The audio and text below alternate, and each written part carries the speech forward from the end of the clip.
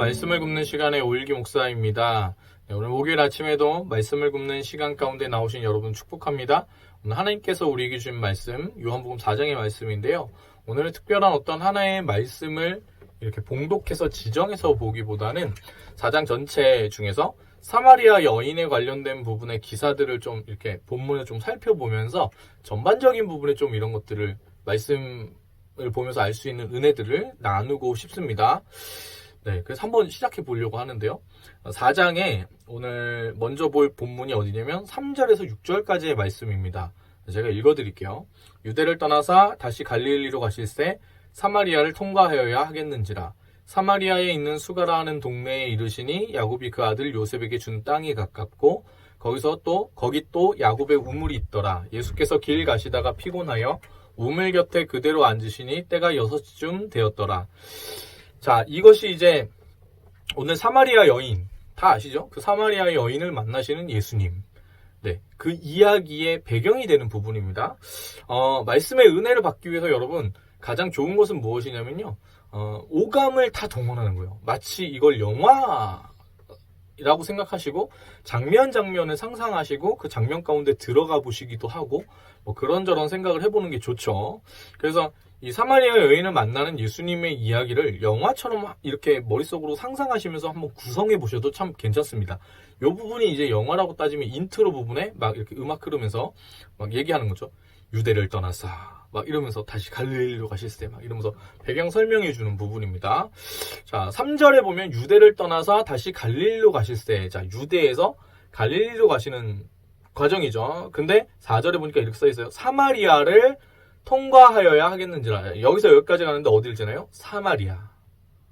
자, 근데 사마리아를 통과하여야 하겠는지라 라고 써 있는 거는 뭐냐면 여기를 통과해야만 하는 어떤 이유가 있다는 것이죠. 자, 한번 살펴볼까요? 유대를 떠나 갈릴리로 갈 때 원래 사람들은 어떻게 했냐면 돌아갔어요. 이렇게.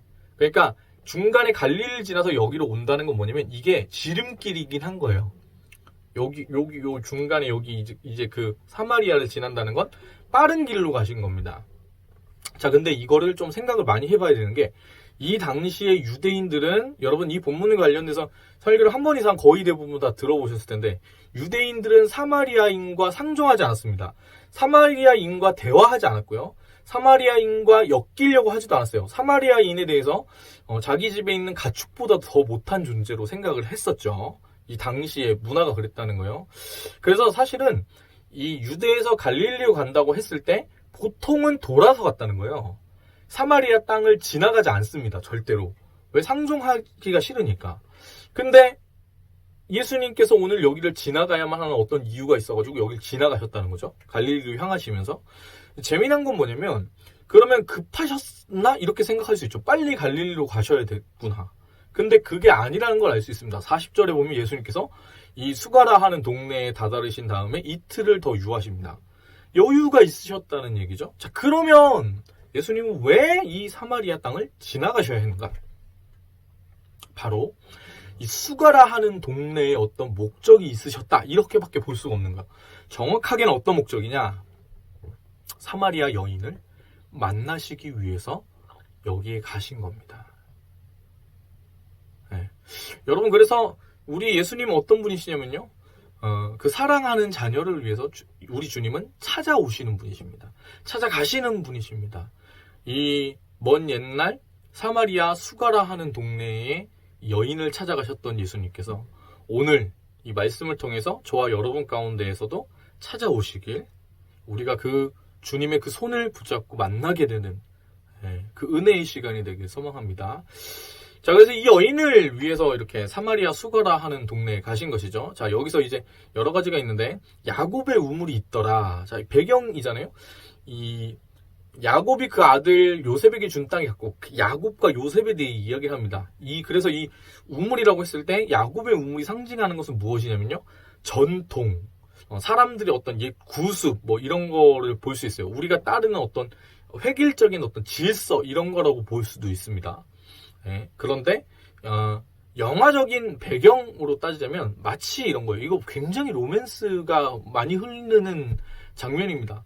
하나님께서 이 여인과 예수님을 만나게 하시기 위해서 아주 먼 훗날 과거에서부터 예정하셔서 이 우물을 파놓으신 거죠. 그러니까 지금 이 사마리아 여인과 예수님을 만나는 이 장면에 하나님께서는 친히 영화감독처럼 이렇게 되셔가지고 하나하나 모든 것을 다 세밀하게 주관하고 계신 겁니다. 그 하나님의 은혜, 여인을 향한 하나님의 사랑, 저와 여러분도 그렇게 사랑하신다는 거죠. 자, 아무튼 그 우물에서 때가 6시쯤 되었을 때 일어난 일입니다. 자, 이 6시에 대한 부분의 해석이 여러 가지인데 보통은 이 6시가 정오쯤 되었을 때다. 그래서 해가 가장 뜨거울 때에 예수님께서 사마리아 여인, 우물을 이렇게 물을 길러온 사마리아 여인을 만나신 거다. 이렇게 보는 것이 거의 대부분 전통적인 견해였죠. 근데 이제 최근에 어떤 반론이 제기가 됐냐면 요한은 헬라적 문화권의 그 기반을 두고 이걸 썼기 때문에 6시를 유대적 관점의 6시라고 해석을 하는 건 틀리다. 이렇게 보는 견해가 있습니다. 자, 그런데 저는 일단 그 견해가 정확하게 맞다라고 얘기가 나오기 전까지는 기존에 그냥 그 관점대로 좀 말씀을 나누길 원합니다. 물론 이제 진짜 6시다 뭐 그렇다고 해도 뭐 크게 달라지는 건 제가 볼 때는 없는 것 같아요. 전체적인 맥락에서는 비슷하거든요. 일단은 이제 그 견해로 좀 나누도록 할게요. 자, 아무튼 그때 이 사마리아 여자 한 사람이 7절입니다. 물을 기르러 왔음에 예수께서 물을 좀 달라 하시니, 자, 여기서 이게 이상한 일이죠.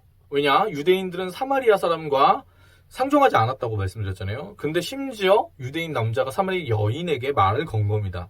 이건 있을 수가 없는 일이죠. 그래서 9절에 사마리아 여자가 이야기합니다. 자, 9절입니다. 사마리아 여자가 이르되 당신은 유대인으로서 어찌하여 사마리아 여자인 나에게 물을 달라 하나이까 하니 이는 유대인이 사마리아인과 상종하지 아니함이러라. 자, 여기서부터 동문서답이 일어납니다.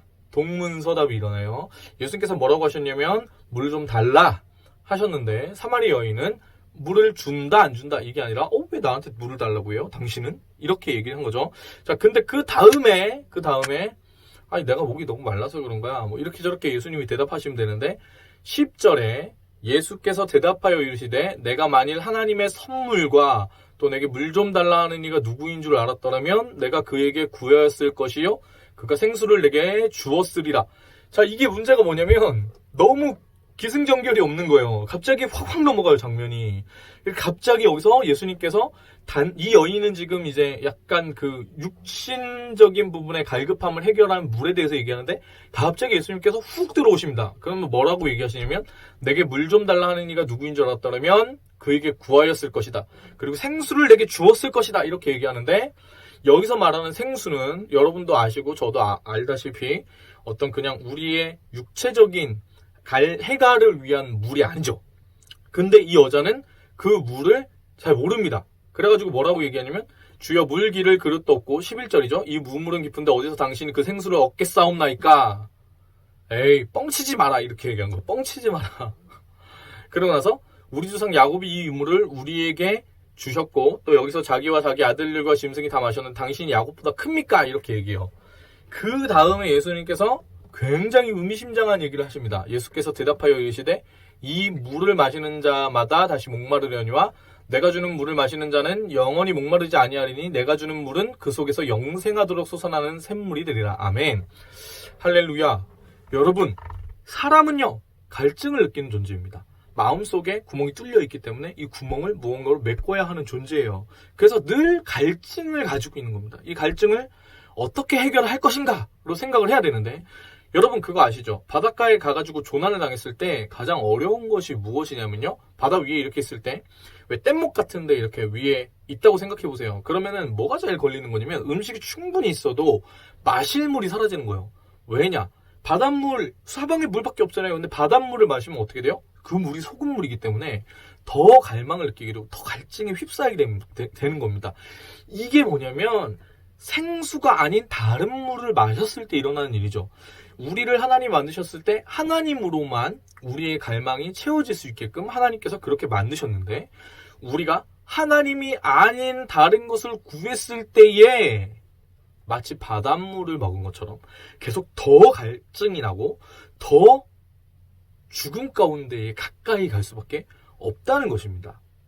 그래서 예수님이 이렇게 얘기하시는 거예요.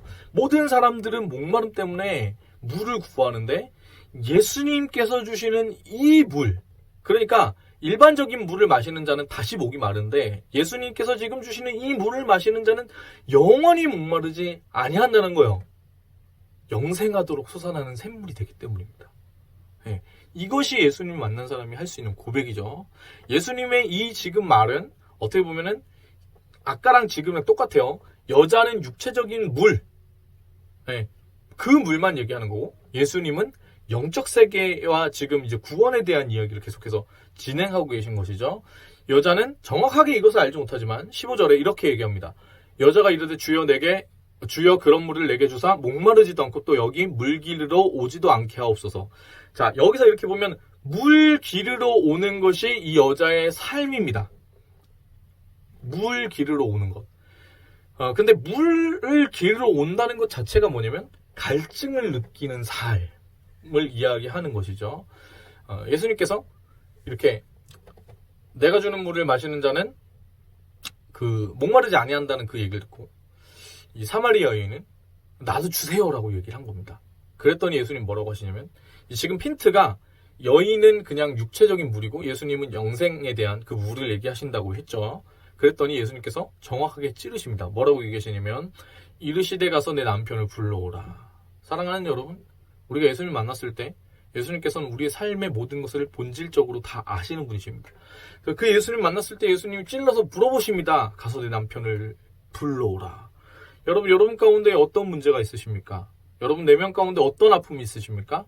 우리가 예수님 만났을 때 예수님께서는 그 모든 아픔을 아시는 분이십니다. 그 아픈 부분을 치유해 주길 원하시는 분이십니다. 그래서 우리에게 내 남편을 데려오라 라고 하시는 것이죠. 여러분 어떤 문제가 있으시건 간에 어떤 상황 가운데 있으시건 간에 그것들을 가지고 예수께로 나아갔을 때 해결을 얻게 되는 줄 믿습니다. 그게 우리가 생각하는 해결이 아닐지언정 우리의 삶에 틀어지고 우리의 삶에 잘못되어진 모든 부분들이 정확하게 자리를 찾아가게 되는 것이죠. 그랬더니 이 여자가 17절에 대답하여 이르되 나는 남편이 없나이다 라고 얘기합니다. 남편이 없어요 나는. 근데 이게 진실이기도 하고 아닌 거기도 하죠. 그래서 예수님 뭐라 그러면 남편이 없다 하는 내 말이 옳다 이렇게 얘기했어요. 그랬더니 이 여자 깜짝 놀랐죠. 예수님이 이 부분에 남편이 없다는 네 말이 옳아라고 하면서 설명해 주신데 이렇게 얘기하십니다. 너에게 남편이 5이 있었고 지금 있는 자도 내 남편이 아닌 내 말이 참되도다. 자, 이 여자는 마음 가운데에 구멍이 나 있는 이 구멍을 사람으로 해결을 하려고 했던 겁니다. 자기 안에 외로움이 있었던 것이죠. 그 외로움을 해결하려고 사람을 찾아갔는데 참된 사랑을 구하고 사람을 만났는데 자기 모든 것을 다 주어도 이 사람이 자기의 마음에 충분한 갈증을 해결해 주지 못하는 거예요. 나를 참되게 사랑해 주지 않는 거예요. 근데 그 다음 사람을 만났을 때 이 다음 사람도 나를 이용하고 나를 버리고 내가 더럽혀지는 상황을 경험했지 내 안에 참된 사랑으로 나를 채워주지 못한 겁니다. 그 다음 사람도 마찬가지였어요. 이 여인이 참되게 기다리고 바랬던 것은 무엇일까요? 참된 사랑. 자신을 온전히 충만케 하고 자신을 온전히 나들게 하는 그 놀라운 사랑을 기대했는데 사람에게 기댔더니 실망과 상처와 어려움만이 남게 된 것이죠. 그래서 여태까지 다 실패였던 거예요. 왜? 그 사랑을 찾을 수가 없기 때문에. 그 사랑은 누구에게만 있어요? 예수님에게만. 참된 신랑이신 예수님에게만. 우리 하나님에게만 있는 것이었기 때문이죠. 자, 그렇게 얘기했더니 갑자기 와우! 내가 보니까 당신이 선지자로소이다 이렇게 얘기하는 것까지는 이해가 되고 근데 갑자기 또 뜬금없이 뭐라고 얘기하면 예배 이야기를 합니다. 여러분 잘 아시잖아요? 갑자기 예배 이야기 꺼내요. 이거를 또 너무 장면이 확 내고 동문서답하다가 갑자기 막 이렇게. 근데 이 부분을 어떻게 볼 수 있냐면 인간의 본질적인 문제는 결국엔 뭐냐면 예배의 문제입니다. 이 여인의 마음속 깊은 곳에서 어떤 생각이 있었냐면 하나님이 이런 날 사랑하실까? 내 인생은 끝났다. 정말 끝장난 인생이다. 내 인생에 무슨 낙이 있을까? 사람한테 기댔는데 5명, 6명, 7명, 8명 많은 사람들이 내 주위에 왔다 갔다 해봐야 뭐해요. 나를 진짜 사랑해주지 않는데. 그래서 이 여인이 1명, 2명, 3명 지나가면서 어떤 두려움 가운데 휩싸이게 되는데 어떤 두려움을 휩싸이게 됐냐면 그 당시에 이렇게 이런 관계 가운데에 휩싸인 사람은 사실 바깥에서 다른 사람들을 만났을 때 돌로 쳐서 죽임을 당해도 할 말이 없는 거죠. 이게 이제 원래 그 대낮에 왔다 이렇게 보시는 분들의 대부분 견해예요. 왜냐면은 사람들한테 만나면은 돌멩이로 쳐가지고 내가 죽임 당할 수도 있기 때문에 피한 거다 이렇게 보시는 거거든요. 자, 근데 이 당시 분위기가 그랬다는 거예요. 근데 이 여인의 마음 가운데 어떤 정말 큰 고민이 하나 있었는데 사람에게 자꾸 버림받는 자신을 보면서 이제는 자기 자신도 자기가 사랑받기에 합당한지를 잘 모르겠는 거죠. 그래서 자기 안에 의문이 들기 시작한 거예요. 하나님은 정말 나를 사랑하실까? 나를 사랑하십니까? 내가 드리는 그 예배 받으십니까? 확신이 없는 거예요. 왜냐? 내가 봐도 내가 더럽거든요. 내가 봐도 내가 사랑스럽지가 않거든요. 내가 하나님이면 내가 드리는 그 예배 더러워서 안 받을 것 같은 거예요. 그래서 이리저리 둘러 물어봅니다. 이 여자가 그 부분에 관심이 있어가지고 사람들이 이야기하는 바를 여기저기 들은 거죠. 사람들이 얘기하니까 우리 조상들은 이상해서 예배했는데 당신들 말은 유대인들의 말은 예루살렘에서 예배 드려야 한다 하더라. 뭐 이런저런 얘기를 해요.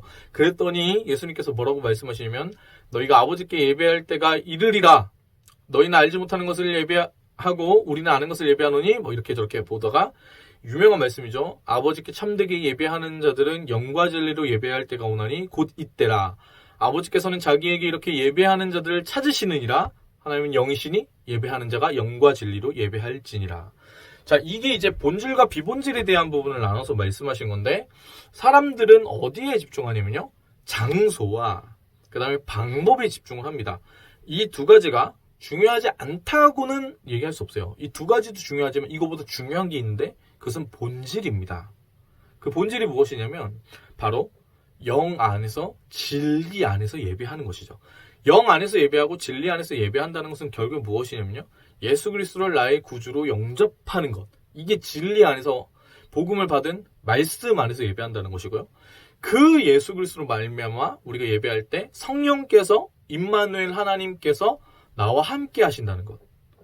보혜사이신 성령께서 예수님의 그 이름을 말미암아 내 안에 오셔서 함께 하신다는 것으로 그 임재를 믿는 믿음으로 예배한다는 것이에요. 네. 여러분 우리가 참 어렵습니다. 저는 주일에 우리가 다 같이 모여가지고 예배하는 거 굉장히 중요하다고 생각합니다. 어떤 분들은 요 근래에 그런 식으로도 얘기 많이 하세요. 정부가 그렇게 이렇게 어렵다고 예배하지 말라고 한다고 그렇게 너무 쉽게 예배를 포기하는 거 아니냐 뭐 이렇게 얘기하실 수도 있어요. 그 배경이 신사참배 관련된 부분에 그게 있기 때문에 그래요. 한국이 유달리 이제 그런 부분에 좀 민감할 수밖에 없는 거고 실제 정부가 좀 약간 탄압하는 느낌이 있죠. 교회에 대해서. 그래서 그렇게 얘기하시는 분들의 어떤 그 생각에 대한 부분에 약간의 이해는 해요. 동의하는 건 아니에요. 저는. 네. 왜냐면은 그거보다 좀 넓은 관점에서 볼 필요가 있는데 그렇죠. 목숨 걸고 예배할 수 있죠. 저도 그런 사람이에요. 근데 그 반대편에 있으신 분들이 이야기하는 바, 사회를 위해서 교회가 어느 정도 그런 부분에서 덕이 될 수 있게끔, 그 사회적 거리두기? 이 부분에 있어서 잘 협력하는 게 맞지 않냐. 네, 그렇죠. 그것도 맞는 얘기죠. 그래서, 실시간 예배나 이 부분에 있어서, 저는 제가 예배 사역자로서 좀 약간 열려있는 편이기 때문에 그런지 몰라도요, 영상으로 예배 드리는 부분이 오히려 가능하다고 생각합니다. 근데 중요한 건 뭐냐면 여러분 이참에 이 얘기를 해야겠네. 영상으로 예배 드리시죠. 요즘에 그 영상으로 예배 드리실 때 힘드시죠? 힘들잖아요. 그래서 우리가 정말 수없이 많은 사람들이 얘기해요. 와, 예배 우리 교회 가서 예배 드리고 싶다. 진짜 그게 그렇게 귀한 건지 몰랐는데 그렇죠. 여러분 얼마나 귀했는지. 근데 여러분 영상으로 예배 드리시잖아요. 그 영상으로 예배 드리시는 거에 목숨을 거십시오. 여러분 그거 영상 보는 거라고 생각하지 마시고요. 예배 드리는 겁니다. 영상으로 예배를 드리는 거예요. 하나님께. 여러분 그 본질을 놓치지 않았으면 좋겠습니다. 더 경건하고 더 모든 마음을 다해서 그 영상으로 보는 게 실제 예배 가가지고 예배하는 것만큼 막 그거만큼 막 이렇게 몰입감이 있진 않잖아요. 근데 그럼에도 불구하고 더 최선을 다해 예배해야 됩니다. 예배가 그렇게 소중함에 대한 것을 아셨다면 여러분 생명을 다해서 영과 진리로 하나님을 예배하는 여러분 되셨으면 좋겠습니다. 자, 그래서 예수님께서 이 얘기를 하셨어요.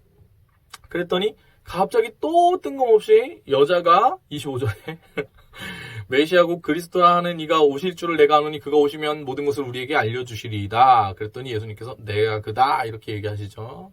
이 여자는 누구를 만났냐? 메시아이신 예수님, 그리스도이신 주님을 만났습니다. 자, 그랬더니 28절에 여자가 물동이를 버려두고 동네로 들어가서 사람들에게 이르되 29절에 내가 행한 모든 일을 내게 말하는 사람을 와서 보라. 이는 그리스도가 아니냐 하니. 자, 그래서 그 결론이 30절 그들이 동네에서 나와 예수께로 오더라. 자, 그래서 이 온 동네 사람들이 예수님을 메시아로 인정하고 이렇게 받아들이게 되는 것이죠.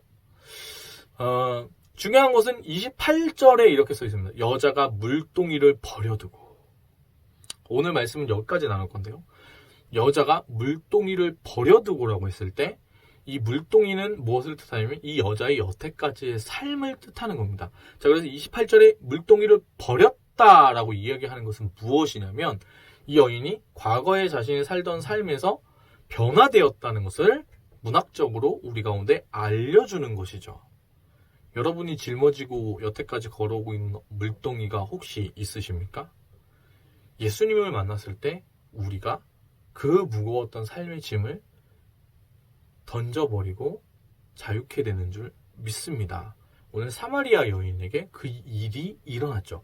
사람들은 야곱의 우물을 의존하고 야곱의 우물을 기대하고 야곱의 우물을 통해서 자신의 그 갈증을 해결하려고 했지만 여러분 우리가 예수 그리스도께 우리의 마음을 드리고 나갈 때 오늘 한날 우리 가운데에 우리의 전통이나 과거에 있었던 구습이나 어떤 구전이나 사람들의 말로 이어져 내려온 것이 아니라 예수님의 우물, 예수님의 그 향기가 넘쳐나는 그 생명수가 우리의 삶 가운데 가득하게 넘치는 그러한 복된 우리의 삶이 되어지게 되길 소망하고 믿습니다. 네. 그래서 결국에는 우리의 물덩이를 내려놓는 일, 이게 이제 영적인 아킬레스건 뭐 그런 이야기인데, 네. 오늘도 그 예수님과 함께 동행하는 그 예수님을 만나는 네, 그런 복된 날 되었으면 좋겠습니다. 오늘 하나님께서 우리에게 주신 찬양, 네, 성령이 오셨네 인데요. 아니 예수님이 오셨네 해야죠. 뭐 그럴 수도 있지만, 네, 하늘 보좌를 버리시고 우리 가운데 오셔서 우리 죄를 해결하시고 하늘로 올라가신 예수님께서 지금 성령으로 말미암아 우리와 함께 계신 줄 믿습니다. 그래서 이 성령이 오셨네를 준비했어요. 왜냐? 목이 마르다는 것은 이 찬양의 처음 부분의 가사가 이렇잖아요. 허무한 시절 지날 때, 깊은 한숨 내쉴 때 그런 풍경 보시며 탄식하는 분이에요. 그게 딱 우리의 삶이거든요. 그래서 이 찬양 준비했는데 함께 찬양 하실까요?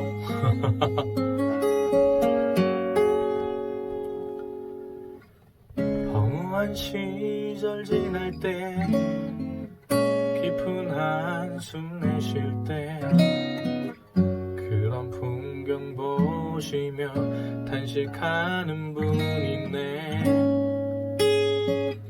그와 같이 너희를 버려두지 않으리. 내가 너희와 영원히 함께하리라.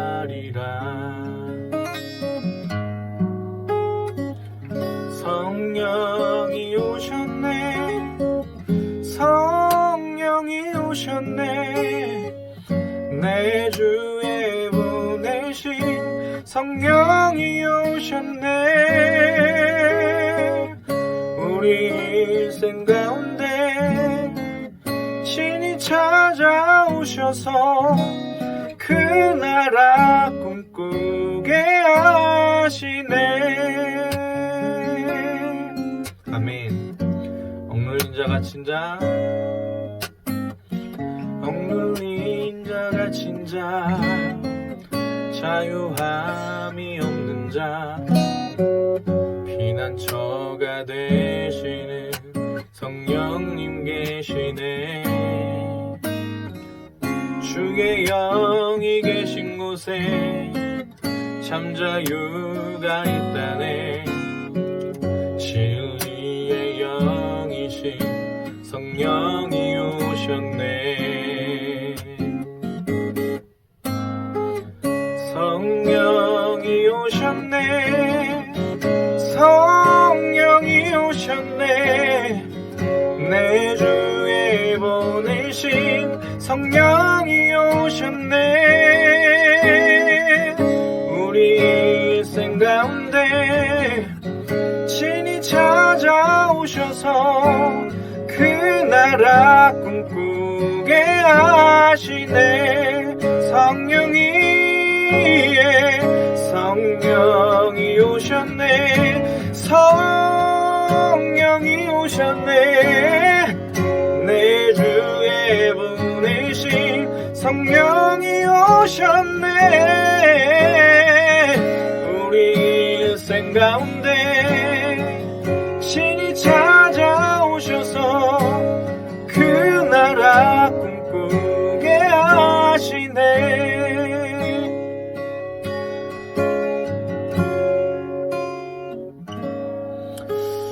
사랑의 주님, 오늘 사마리아 수가라 하는 동네 여인을 만나기 위해 가셨던 것처럼 오늘 우리 가운데 찾아오시옵소서.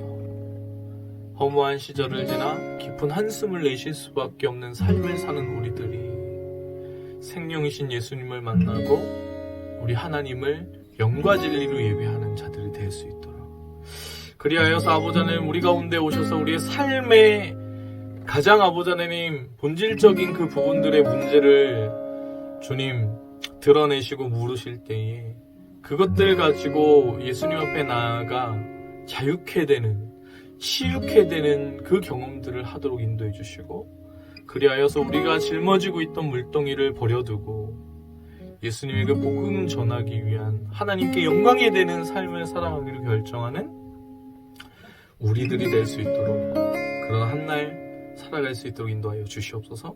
주님을 찬양합니다. 감사드리며 예수님의 이름으로 기도합니다. 아멘. 사랑합니다. 축복합니다. 오늘 하루도 화이팅입니다.